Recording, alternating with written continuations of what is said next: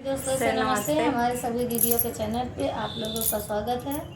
आइए हम दोनों सहेली बहुत प्यारा सा देवी मैया के गीत सुनाने चल रहे हैं और जो कि देवी मैया से विनती है कि आप देवी मैया शक्ति दें, बुद्धि ज्ञान दें कि आपके गीत हमसे गा ही सकिए और जौन गलती हो कसूर हो क्षमा करिए। आइए गीत के सुनाती हूँ। बहुत प्यारा सा गीत बा। यहाँ हमारे यहाँ एक मंदिर है, उसी मंदिर में हम लोग आए हैं, जो कि मंदिर है घटवा में। आइए गीत के सुनाते हैं। विंध्यवासिनी मैया के मंदिर। डोली चढ़ी गौरा मैया चलली ससुरवा, हाई बेदर दिसवनवाना। डोली चढ़ी गौरा मैया चलली ससुरवा, हाई बेदर दिसवनवाना। हरे हरे बांसवा में चार लग कहारवा, हरे हरे बांसवा में चार लग कहारवा। लाल रंग लागयो हरवाना। डोली चढ़ी गौरा मैया चलली ससुरवा, हाई बेदर दिसवनवाना। पापा के रोए बहना दियाऊ नरवा, पापा के रोए बहना दियाऊ नरवा। माया के रोए भी गई कुसुमर चुनरिया, हाई बेदर दिसवनवाना। माया के रोए भी गयो न कर चुनरिया, हाई बेदर दिसवनवाना।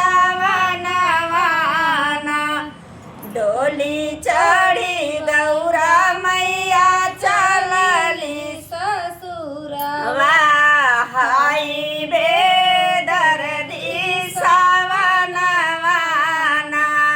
चहरे हरे बांसवा में चार कहारवा, हरे हरे बांसवा में चार लग कहारवा।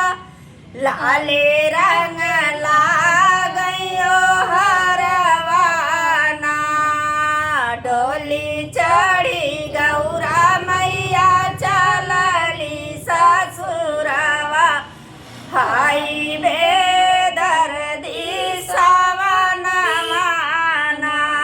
चाचा के रोए भी चाचा के रोए भरैना दियाऊ